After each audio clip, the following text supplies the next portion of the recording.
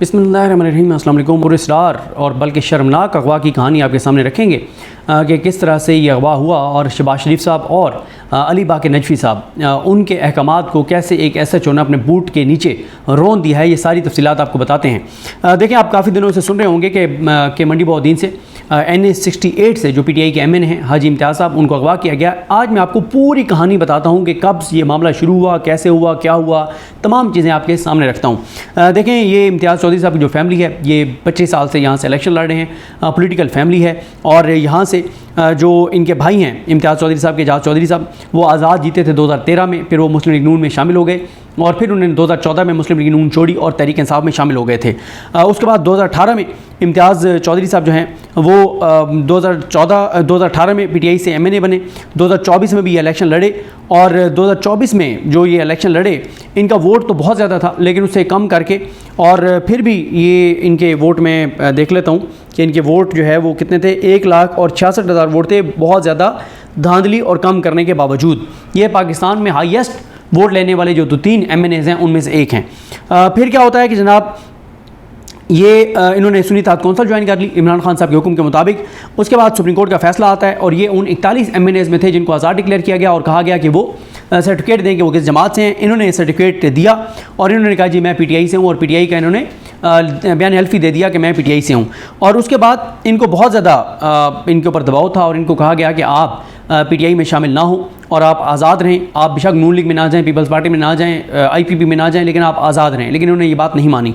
उसके बाद इनको पता था कि चीज़ें ठीक नहीं हैं, ये पंजाब में नहीं जा रहे थे, पंजाब के दूध में नहीं जा रहे थे और ये किसी महफूज मकाम पर थे। लेकिन इनकी जो वालदा हैं उनकी एज है 93 ईयर, वो बीमार हैं और इनकी वालदा ने इनको कॉल पे नाराज़गी का इजहार किया और उन्होंने मिलने की ख्वाहिश का इजहार किया। तो ये अपनी वालदा से मिलने के लिए जो है वो मंडी बहाउद्दीन अपने गांव चले गए। जब ये गांव गए तो क्योंकि इन्होंने तो अपने मोबाइल वगैरह कहीं और रखे हुए थे, लेकिन इन्हें ये अंदाज़ा नहीं था कि किस हद तक इस वक्त चीज़ें हैं। और इनकी वालदा जो हैं उनका मोबाइल, जिस मोबाइल से इनकी वालदा अपने बेटों से बात करती थी, उस मोबाइल को रिकॉर्ड किया जा रहा था। क्योंकि आपको पता ही है कि अब तो एक नोटिफिकेशन भी कर दिया गया है रिकॉर्डिंग के हवाले से, और पूरा यानी कि कौमी सलामती के लिए ख़तरा थी। वो माँ जो 93 साल उम्र की अपने बेटों से बात कर रही थी, तो वो उस माँ का मोबाइल रिकॉर्ड करना बहुत ज़रूरी था क्योंकि वो बहुत बड़ी दहशतगर्दी कर सकती थी वो माँ। इसलिए उस 93 साल बीमार माँ का जो मोबाइल नंबर जिससे वो अपने बेटों से बात करती थी उसको रिकॉर्ड किया जा रहा था। और वहाँ से पता चल गया कि जनाब इम्तियाज़ चौधरी साहब जो है वो अपनी वालदा की अयादत करने, अपनी वालदा से मिलने, अपनी वालदा की ख्वाहिश पर उनकी ज़ियारत करने के लिए आ रहे हैं। तो फिर क्या किया गया कि वहाँ पे नाकल, मतलब वहाँ पे पूरा एक जाल बिछाया गया और बहुत सी गाड़ियाँ थी। और जब ये गांव में दाखिल हुए तो इनकी गाड़ी को टक्कर मारी गई और वहाँ से इनको अगवा कर लिया गया। लेकिन वहाँ से कुछ CCTV फुटेजेस आ गई, गांव में कैमरे कुछ लगे हुए थे कि कौन सी गाड़ियाँ हैं, क्या चीज़ें हैं। तो फिर उसके बाद ये तो होता है कि इनको 24 जुलाई को अगवा किया गया था चक नंबर 16 से, और 25 को इनको एंटी करप्शन ने कहा कि हमने इनको गिरफ्तार किया है। 3 लाख रुपए की करप्शन के इनके ऊपर इल्ज़ाम है।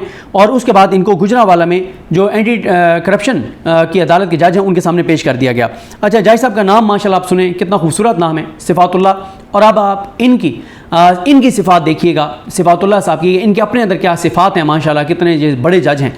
मतलब ये ताहिर अब्बास सिपरा साहब जो आजकल रिमांड देते रहे हैं, रऊफ़ हसन साहब वगैरह का, अहमद जजुआ का, ये उनसे भी बड़े जज हैं।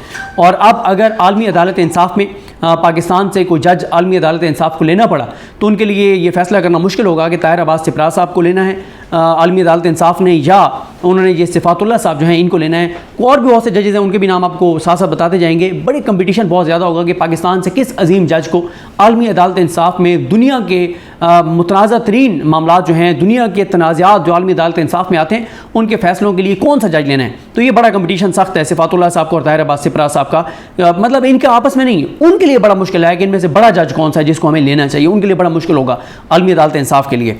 उसके बाद क्या होता है जनाब कि इनको पता ही नहीं था कि इनको पेश किया जा रहा है। वहाँ पेश किया गया, वकील ने देख लिया, हलचल मची, वकील पहुँच गए, उन्होंने बड़ा एतराज़ किया। उन्होंने कहा जनाब आप सिफातुल्लाह साहब को कहा कि आप कैसे इनका रिमांड दे सकते हैं। लेकिन सिफातुल्लाह साहब क्योंकि अजीम जज हैं तो उन्होंने जो है इनको 4 रोज़ के लिए एंटी करप्शन के हवाले कर दिया और जो है इनको ले गए एंटी करप्शन वाले। और उसके बाद इनको 25 को इनका जो है वो रिमांड दिया गया और 25 को 4 दिन का रिमांड दिया गया कि 29 जुलाई को इनको दोबारा पेश किया जाए।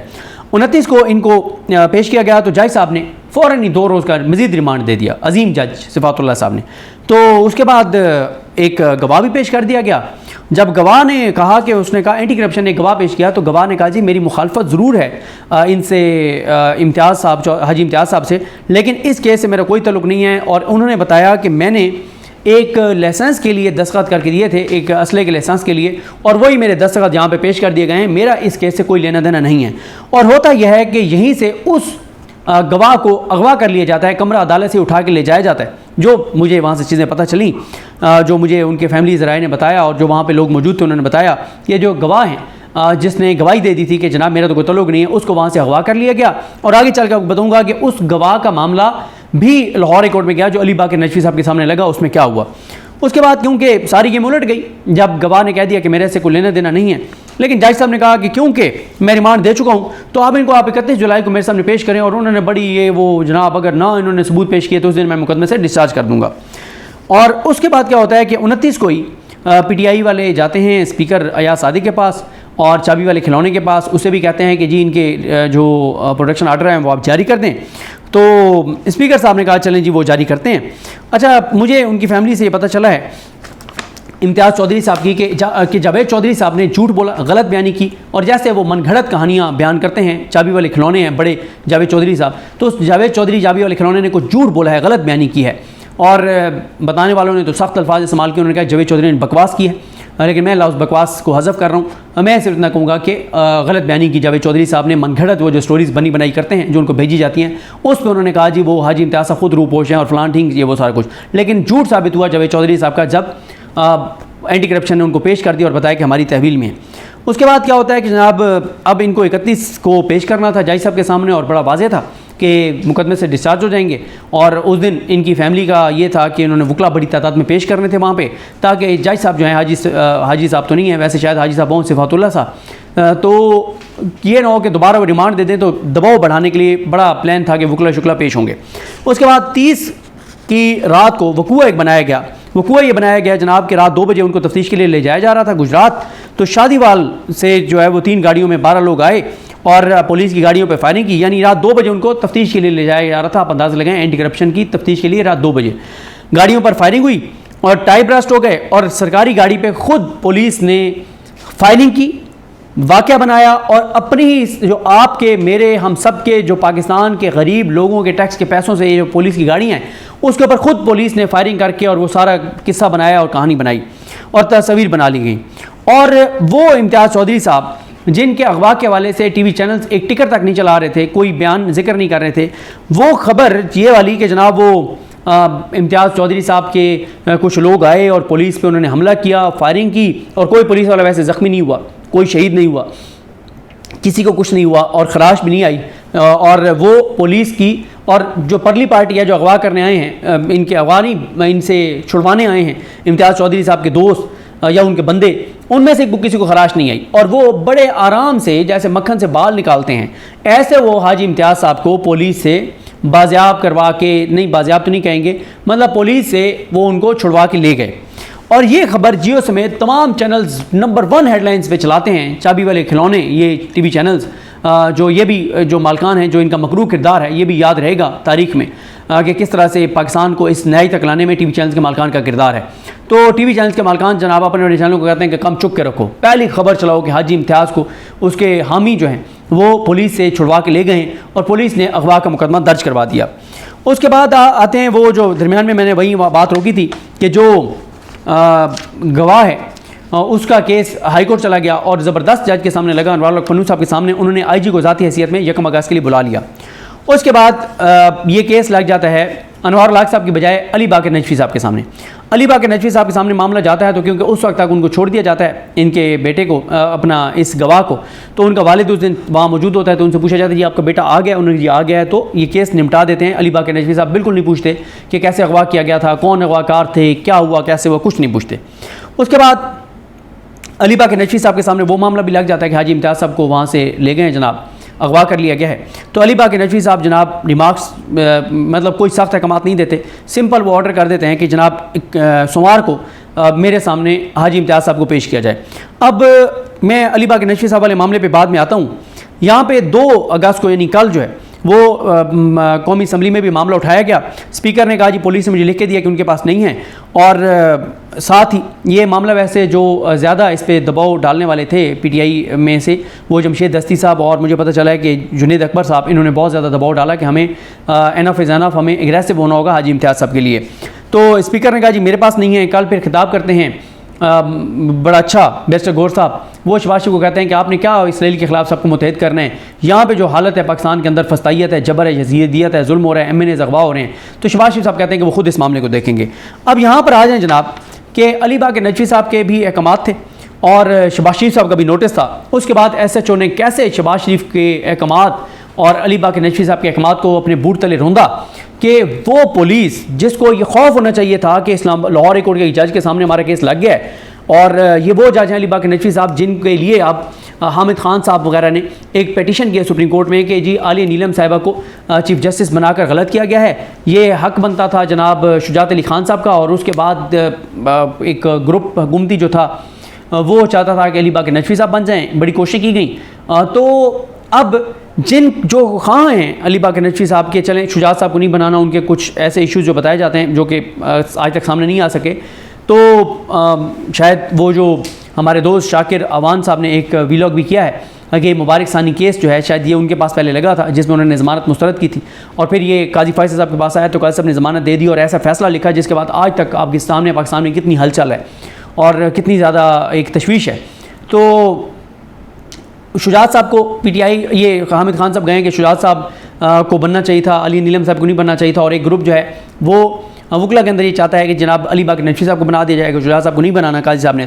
तो वो अली बाग के नजवी साहब उनको इतना सीरियस लेता है वहाँ पर मंडी बहुद्दीन का SHO कि बजाय इसके कि वो जो असल अगवाकार हैं जिन्होंने अगवा किया हाजी इम्तियाज़ साहब को, वहाँ पर छापे मारते और हाजी इम्तियाज़ साहब को बाजियाब करवाते, उस पुलिस के SHO ने साहब बहादुर ने हाजी इम्तियाज़ साहब की फैमिली के ही घरों पर छापे मारने शुरू कर दिए कि हमने इनके घरों से बाजियाब करवाने हैं, इन्होंने अगवा किया हुआ है। अब आप अंदाज़ा लगाएं, जब हम कंपैरिजन करते हैं अली बाग के नजवी साहब का और मियाँ गुल हसन औरंगज़ेब साहब का, या लाहौर हाई कोर्ट के कुछ जजेस का और इन अजीम 6 जजेस का, तो फिर आप बताएं ना कि क्या फ़र्क है इनमें। यानी यहाँ पे मियाँ गुल हसन औरंगज़ेब हुक्म देते हैं तो सख्त ऑर्डर देते हैं, तो उनके ऑर्डर के 12 घंटे के अंदर अंदर हुकूमत की थरथली मच जाती है, हुकूमत सरेंडर कर देती है और शहबाज गिल के भाई को कई माह बाद छोड़ देती है और उनको घर पहुंचा दिया जाता है। और दूसरी तरफ जो अली बाग के नजवी साहब हैं वो ऑर्डर देते हैं और उनके ऑर्डर पे पुलिस जो है वो बजाय इसके कि असल अगवाकारों के ठिकानों पे छापे मारती, वो पुलिस हाजी इम्तियाज़ की फैमिली के घरों पे जाके छापे मारने शुरू कर देती है। तो ये फ़र्क है अली बाग के नजवी साहब का, और ये फ़र्क है इस्लामाबाद हाई कोर्ट के 6 अजीम जजेस का, ये फ़र्क है अली बाग के नजवी साहब का, और ये फ़र्क है शाहिद करीम साहब का, ये फ़र्क है अली बाग के नजवी साहब का, और ये फ़र्क है अनवर अल पन्नू साहब का, ये फ़र्क है अली बाग के नजवी साहब का और असद जावेद गुराल साहब का, जिनके फैसले पे जो है वो फिर पंजाब की कोई पुलिस जो है वो अगवा नहीं कर सकी सनम जावेद को। तो ये देखना होगा अली बाग के नजवी साहब को, जिनको जो खां हैं कि उनको चीफ जस्टिस होना चाहिए लाहौर हाई कोर्ट का, कि उनको इतना सीरियस लेती है पंजाब पुलिस, कितना सीरियस लेती है पंजाब पुलिस के उनके अहकामात पे बजाय असल अगवाकारों के ठिकानों पे जाने के, पुलिस जो मगवी है उनकी फैमिली के घरों पे छापे मार रही है। तो ये जनाब हालात है, ये सूरत हाल है, और ये है उनके अगवा की पूरी कहानी। कब क्या हुआ मैंने आपके सामने रखा है, अब देखते हैं जी सोमवार को क्या होता है। और इमरान खान साहब ने जेल में बताया गया तो उन्होंने कहा हाजी इम्तियाज़ के लिए भरपूर एहतजाज करें। और साथ ही मुझे हैरानगी है कि अभी तक सुप्रीम कोर्ट ये मामला क्यों नहीं लेकर गई पीटीआई, क्योंकि सुप्रीम कोर्ट के 12 जुलाई वाले फैसले की वजह से उन्होंने सर्टिफिकेट दिया और उनके साथ उनको अगवा किया गया है। अभी तक पीटीआई इस मामले को सुप्रीम कोर्ट नहीं लेके गई, मेरी समझ से बाला तरह क्यों नहीं लेके गई। और लेकिन ये ज़रूर है कि हाजी इम्तियाज़ साहब की फैमिली जो है वो अब्दुल शकूर जो साहब हैं, राना अब्दुल शकूर खान जो शहबाज गिल की फ़ैमिली के वकील थे, और मियाँ एहसानुल हक साहब जो शहबाज गिल की फ़ैमिली के वकील थे, उनसे रब्ता कर रही है। और शायद अब ये इनकी हाजी इम्तियाज़ साहब की फ़ैमिली जो है वो अपना केस विड्रॉ कर ले लाहौर हाई कोर्ट से, अली बाग के नजवी साहब की अदालत से, और ये मामला इस्लामाबाद हाई कोर्ट ले आएँ, क्योंकि उसकी वजह यह है कि इल्ज़ाम जो है वो इस्लामाबाद के जुरिस्डिक्शन बनती है, तो इसलिए शायद इस्लामाबाद हाई कोर्ट ये मामला आ जाए। तो ये है जनाब सूरत हाल, ये मैंने आपको बताया है कि शहबाज शरीफ साहब ने कल कहा, टीवी चैनल्स ने लाइव दिखाया कि मैं इस मामले को देखूंगा। ऐसा चुने का रुक जाओ शहबाज शरीफ साहब, आपको आपकी मुझे हैसियत पता है, आपकी सियासी औकात मुझे पता है, आप कितने बड़े वज़ीर आज़म हैं, तो मैं बताता हूँ आपको। उन्होंने कहा शहबाज शरीफ ने क्योंकि नोटिस लिया है तो अब मैं बताता हूँ। फिर ऐसा चुने जाके और हाजी इम्तियाज़ के घरों के ऊपर, उनकी फैमिली के घरों के ऊपर छापे मारे हैं। तो ये जवाब दिया है एक ताकतवर SHO ने अली बाग के नजवी साहब को, और शहबाज शरीफ साहब को, एक वज़ीर आज़म है और एक chief justice Lahore high court बनना चाहते हैं, दोनों को बताया SHO ने कि जनाब आपकी हमारे नज़दीक वक़्त ये है जो ये मैं आपको दिखा रहा हूँ कि आप लोगों के नोटिस और अहकामात के बाद ये मैं कर रहा हूँ, रोक सको तो रोक लो। मुझे अपनी दुआ में याद रखें। अलग इमाम साहब का हामी नासर। अल्लाह हाफ़िज़।